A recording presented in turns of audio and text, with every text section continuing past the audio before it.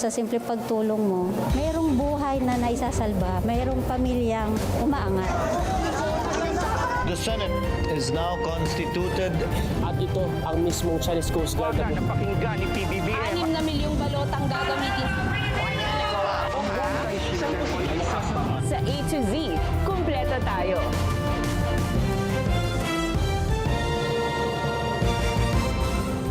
Luzon, Visayas, Mindanao at buong mundo. Ngayon ay Miyerkules, huling araw ng taon, December 31, 2025. Ako si Barbie Bulak at ito ang balitang A to Z.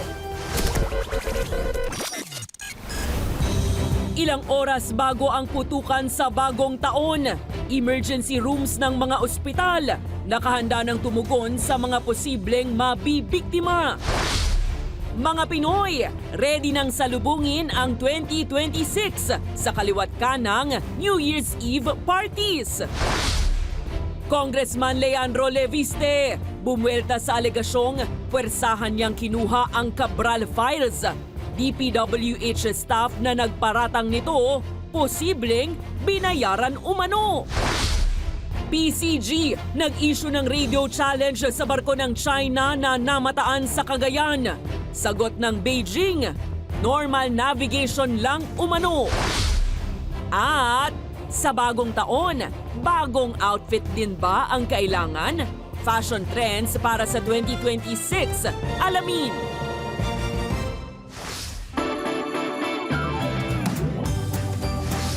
Magandang gabi, pambungad sa ating huling newscast ng taon. Nakaalerto na ang mga ospital sa buong bansa para rumisponde sa mga pasyenteng mangangailangan ng tulong medikal ngayong bisperas ng 2026. Katunayan ngayon pa lang, may pailan-ilan ng biktima ng paputok. Ang balitang A to Z ni Kim Salinas.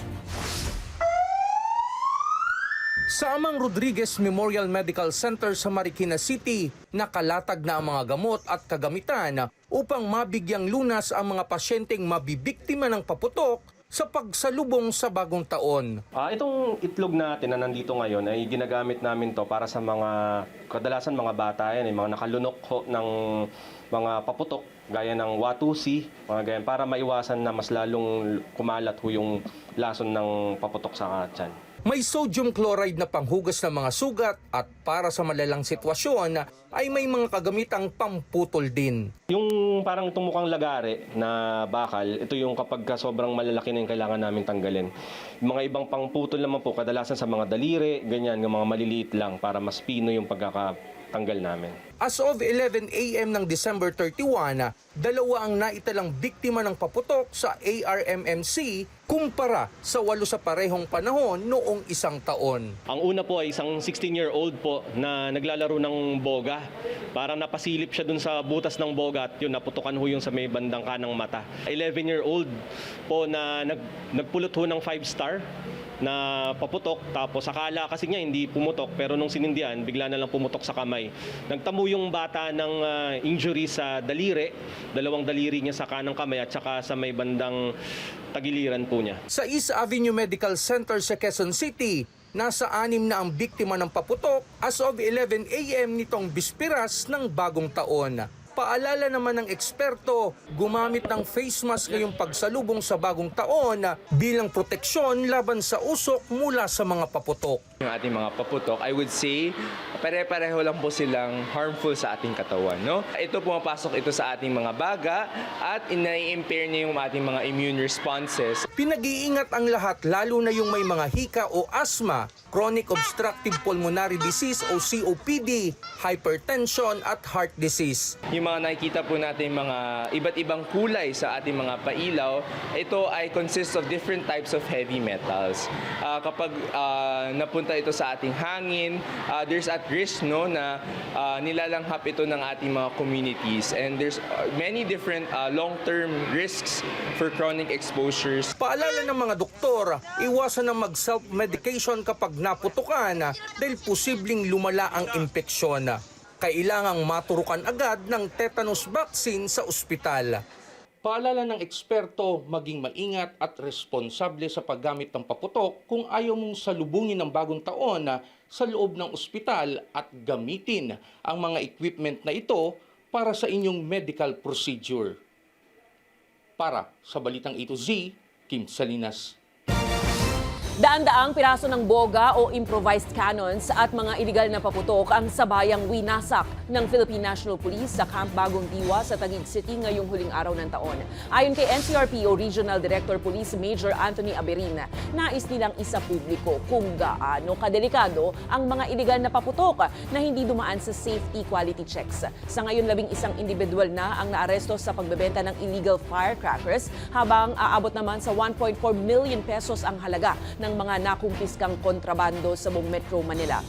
Kabilang anya rito ang kahon-kahon ng Judas Belt, Pla-Pla, 5-star at maging mga fountain na walang marka ng Philippine Standard Quality. Samantala, sa parehong demonstrasyon, ipinakita ng PNP ang peligrong dala ng pagsabog ng ipinagbabawal na paputok na Goodbye Philippines. Matatandaang ito ang tinukoy na paputok na nagsanhi ng pagkamatay ng isang 12 anyos na binatilyo sa Tondo noong Linggo. Nating iparating sa publiko ay nakakadisgrasya or makakasira po sa kalusugan at sa kapangangatawan natin or nakakreate po ng injuries or the worst, nakakamatay po ang paggamit po ng mga paputok na to. Delikado po yon kasi nakita nyo naman parang mas malakas pa sa pagsabog ng isang granada yung tunog kanina at saka yung blowback noon is talagang napakalakas. Meaning, pag sumabog yan at katabi mo, ang posibilidad niyan is if ever man wala kang makita dito sa outside ng katawan mo, ay yung mga lamang loob mo pwedeng may ma-damage or masira.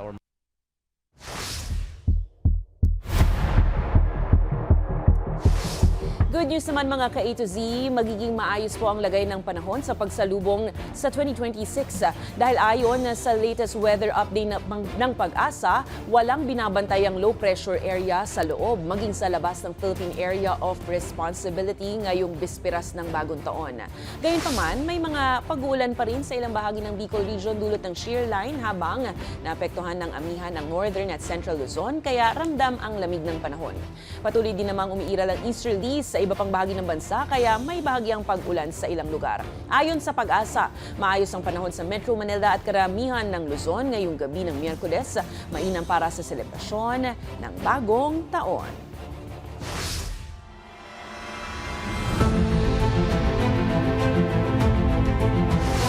Nag-issue ng radio challenge ang Philippine Coast Guard sa isang Chinese research vessel na namataan sa loob ng exclusive economic zone ng bansa malapit sa baybayin ng Cagayan Province sa Northern Luzon. Ayon kay PCG spokesperson for West Philippine Sea, nasa 90 nautical miles lang mula Cagayan ang CRV Tanso Erhao. Agad namang ipinadala ang PCG Islander aircraft na ilang beses nag-issue ng radio challenge upang tanungin ang intensyon ng barko. Nagpaalala rin ang PCG na kailangan ng pahintulot ng Pilipinas upang magsagawa ng marine research sa katubigan ng bansa. Hindi tumugon ng barko pero iginiit ng Embahada ng China sa Maynila na umano'y normal navigation ang ginagawa ng barko at hindi kinikilala ng Beijing ang Philippine Maritime Zones Act. Sa kabila nito, muling iginit ng PCG na mananatili itong mapagmatsyag upang proteksyonan ng soberanya at maritime domain ng Pilipinas.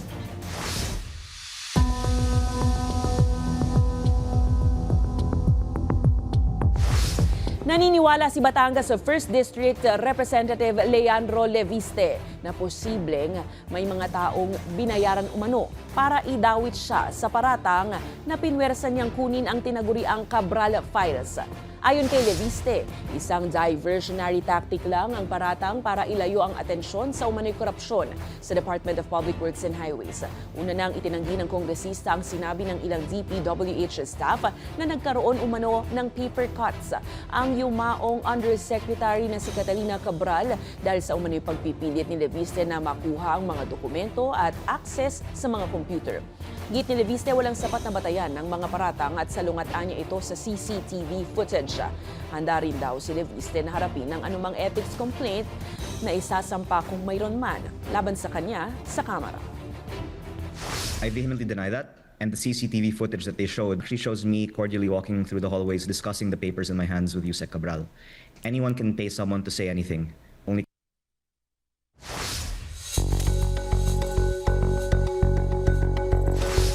Inirehistro ni Presidential Sister Senator Amy Marcos ang hindi pagsang-ayon sa 2026 national budget. Tinawag ng senadora ang panukalang pondo bilang giniling budget o budget na may pork barrel pa rin. Pinunan ni Senator Amy ang 143 billion peso budget para sa flood control na ni-realign sa anya ay soft pork projects tulad ng medical assistance at farm-to-market roads. Sa kadahilan ng mga ito ay anyay hindi pumirma ang senadora sa Bicameral Conference Committee report para sa panukalang 2026 General Appropriations Bill.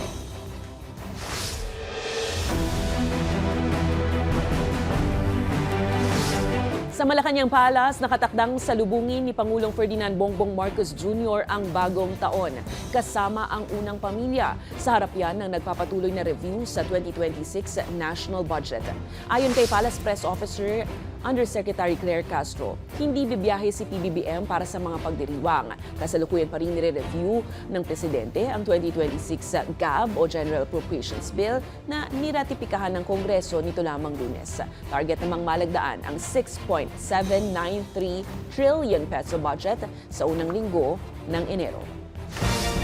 Samantala, sa New Year's video message ni Vice President Sara Duterte, nananawagan siya sa mga Pilipino na iwaksina ang anumang alinlangan at takot. Ayon sa ikalawang Pangulo, ang bagong taon ay bagong yugto na puno ng bagong mga pagkakataon. Kaya dapat anya ay magkaisa ang mga Pilipino at magsimula ng may panibagong pananaw. Dagdag ng bise, imbitasyon ng pagpapalit ng taon na magsama-sama ang lahat para sa anya ay tunay na pagbabago. Ano man ang hamon na ating haharapin, taglay natin ang pambihirang lakas upang malampasan ang lahat ng balakid. Sa bawat pagsubok, lalabas tayong mas matatag. Sama-sama tayong magsikap at magdasal na ang 2026 ay maging taon ng pag-asa at pagpapala.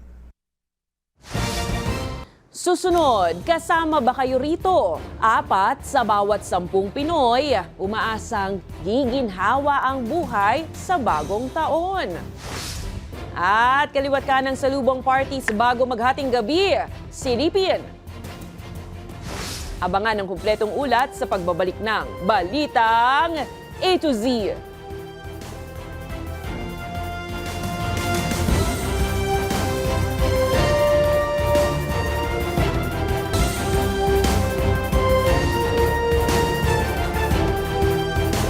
Aabot sa 8,000 deboto ng Jesus Nazareno ang lumahok sa prosesyon ng pasasalamat sa Quiapo Church bago maghating gabi nitong December 31. Sa kabila ng dami ng tao, tahimik na naisagawa ang mahigit 4 na kilometrong prosesyon sa paligid ng simbahan. Mas maaga nagsimula kaysa sa nakagisnan ng prosesyon ngayong taon, kaya't mas mabilis rin itong nagtapos sa pagbabalik ng imahe ng Nazareno pasado 1:00 ng madaling araw. Bahagi ang prosesyon ng paunang mga aktibidad ng Quiapo Church kasabay ng 9 na araw na Novena Mass bago ang mismong pista ng Itim na Nazareno sa January 9. Umasa naman ang mga otoridad at pamunuan ng Quiapo Church na tatalima rin ang mga deboto sa panawagan ng maayos na selebrasyon para sa taunang traslasyon na dinadaluhan ng milyong-milyong nananampalataya. Sa pangkalahatan, naging maayos naman po yung takbo ng prosesyon natin. Around 600 po yung ating dineploy na personnel from Manila Police District and of course from NCRPO. Nagwo-work yung effort ng simbahan na pakiusapan ng mga deboto na mas maging solemn ang pagdiriwang. No? Mas gawin nating banal sa halip na para bagang lagi tayo nagkakagulo.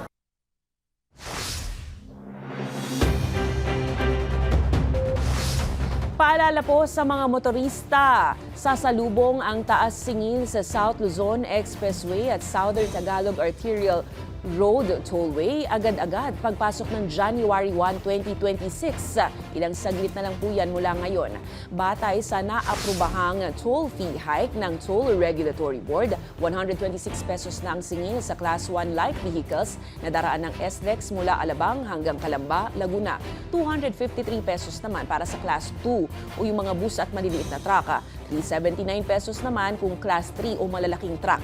Mula naman Calamba papuntang Santo Tomas, Batangas. Batangas, 34 pesos ang toll ng Class 1, 68 pesos kung Class 2 at 102 pesos sa Class 3. Para naman po sa daraan ng Star Tollway mula Santa Tomas, tungong Lipa Section 1, 60 pesos ang Class 1, 119 at 179 naman kung Class 2 and 3. Samantala, sa Lipa papuntang Batangas Section 2, 53 pesos ang Class 1, 106 at 159 ang Class 2 and 3. Ayon po sa management, ito ay para matiyak ang tuloy-tuloy na operasyon at pagsasaayos ng SLEX at Star Tollway. Inanunsyo ng Department of Transportation na magsisimula na sa 2026 ang konstruksyon ng 3 bagong estasyon ng EDSA Busway. Ayon sa DOTR, ilalagay ito sa Cubao, sa Magallanes at Pitex. Bahagi ito ng direktiba ni Pangulong Marcos na paghusayin ang operasyon at accessibility ng busway para mas mahikayat ang paggamit ng pampublikong transportasyon. Sinabi naman ni Transport Undersecretary Mark Steven Pastor na na-award na ang bidding ngayong Disyembre at sisimulan nga ang paggawa sa unang quarter ng 2026. Target matapos ang mga bagong estasyon sa ika-4 na quarter ng susunod na taon. Naasahang bubuksan din sa unang quarter ng 2026 ang bagong EDSA Busway Commuting Station na may elevator, escalator para sa mabilis at komportableng access ng mga pasahero.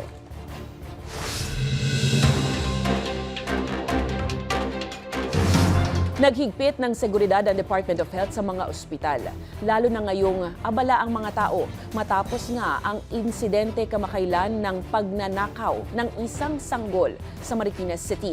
Swerte namang agad nabawi ang sanggol at ligtas na naibalik sa kanyang pamilya habang naaresto na rin ang suspect na nagpanggap na nurse para matangay ang bata. Pero muli ay pinag-iingat ang medical staff at mga pamilya mula sa mga ganitong masasamang loob. Samantala, nagpaalala ng DOH at ang PAWS sa mga pet owners na proteksyonan po ang mga alagang hayop mula sa matinding ingay ngayong New Year.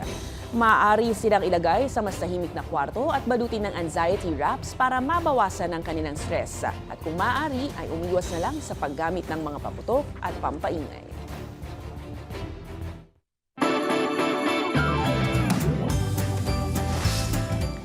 Halos kalahati ng mga Pilipinong nasa hustong gulang ang umaasang gaganda ang kalidad ng kanilang buhay sa 2026. Ayon sa pinakabagong survey ng Social Weather Station o SWS, 44% ng adult Filipinos ang optimistic sa 2026. 38% naman ang umaasang mananatili lang ang kanilang kalidad ng buhay. Habang may 8% ang naniniwalang lalala po ang kanilang kalagayan. Pinakamataas ang optimism sa Bahalans, Luzon, sinundan ng Metro Manila at Mindanao, habang pinakamababa naman sa Visayas, kung saan mas nakitaan ng mga kababaihan ang pag-asa sa buhay kumpara sa mga kalalakihan. Isinagawa ang survey November 24 to 30 ngayong taon sa mahigit 1,000 respondents sa buong bansa at may margin of error naman na plus-minus 3% sa national level. New Year, new OOTDs din nga ba dapat sa pagpasok ng bagong taon? In pa rin kaya sa 2026 ang mga outfit ninyo sa inyong mga tukador?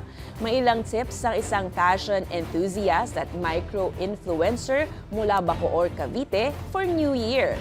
Alamin ang what's in and what's out para sa kanya sa Balitang A to Z ni Naomi Almohano.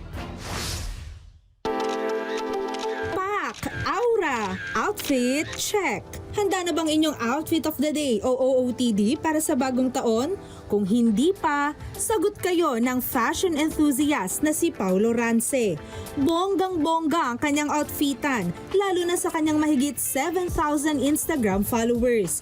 Mula posing hanggang combinations ng kanyang outfits, exuding with confidence and style si Paulo.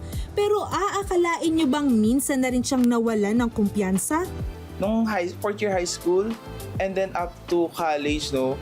So, medyo wala akong ganong confidence kasi syempre, tight sa budget, ganun. And also, before kasi talaga, no, yung mga gusto kong suotin is parang hindi siya accessible. Medyo matagal na ibalik yung confidence din, no?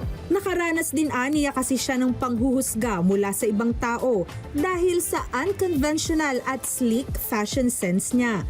Andyan yung pagtitinginan siya o di kaya na may kukwestiyonin ang kanyang estilo. Pero sa tulong ng sapat at totoong suporta, lumabas ang mas matapang at mas confident na Paulo.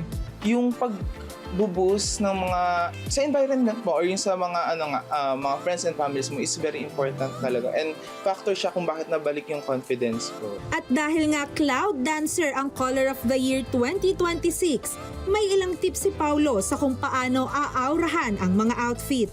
Una na riyan ang OOTD pang-office. Ang ginamit ko dito is yung wide leg pants, no? And then syempre tuck in, and then also yung polo shirt, no? So white and black yung pinartner ko dito. And aside from that, gumamit ako ng actually phone packet siya, no? Ayon kay Paulo, kung uso last year ang wide leg pants, uso pa rin ito sa 2026, mapababae man o lalaki. Partneran pa aniya ng boxy crop shirt. Kung meron ka namang white long sleeves, ito ang outfit recommendation niya. For the long sleeve po, no, ginamit ko siya. So pwede kasi siyang for example, sa mga hangout ng friends. Flexible siya sa kahit anong place or event na pupuntahan natin, or like, for example, may biglaan tayong lakad. Bagay na bagay din aniya sa maong pants ang puti. Kung trip niyo naman pumarty ngayong 2026, maliit pero maluwag sa loob na bag ang tip ni Paulo para walang hassle sa pagsayaw o pakikipag-bonding. Suggestion niya rin ang sleeveless turtleneck na minatchingan pa ng red polo. Color coordination din aniya ang susi para sa agaw pansin na OOTD. At para sa concert goers na priority pa rin ang OOTD. For 2026, for me, itong outfit na to is in pa din kasi ang papalitan ko lang is itong pinaka-outside pants natin. We have the wide leg pants, and then this time, instead na magsuot ako ng belt, I have here the corset. And for our outer top, we have the red leather jacket yung But ay nga, marami naman tayong option na pang outer top online. And also, for my bag, I have here a red bag to match kung ano yung outer na outfit ko. O diba? Bongga! Pero sa kabila ng mga damit na ito, paalala ni Paulo, ang pinakamahalagang accessory at dapat ikonsidera sa pagpili ng isusuot. What is important is yung pinipili mong damit that time is komportable ka at the same time, you're happy na sinusuot mo yung damit na yon. Ngayong 2026, hindi kailangang gumastos o bumili ng mga branded at mamahaling damit makasabay lang sa uso. Chin-up, aura at confidence lang, tiyak na mangingibabaw na ang inyong ganda at kagwapuhan.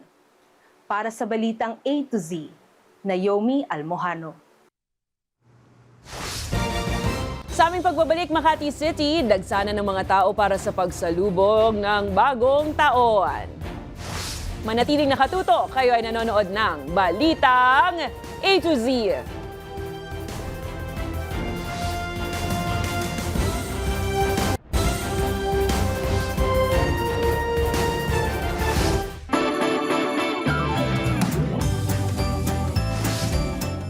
Hindi na mapipigilan pa, talagang New Year is coming mga ka-A to Z. Kaliwat kanan na nga ang selebrasyon sa Kamaynilaan at sa iba pang panig ng bansa at buong mundo para salubungin ang bagong taong 2026.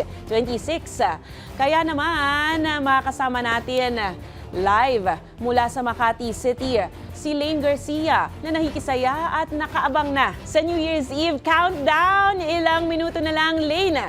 Ano ba ang ganap na dyan ngayon? Barbie, ilang oras na nga lang at bagong taon na. Kaya naman ang mga ka-A2Z natin dito sa Ayala, Makati, super excited na para salubungin ang taong 2026.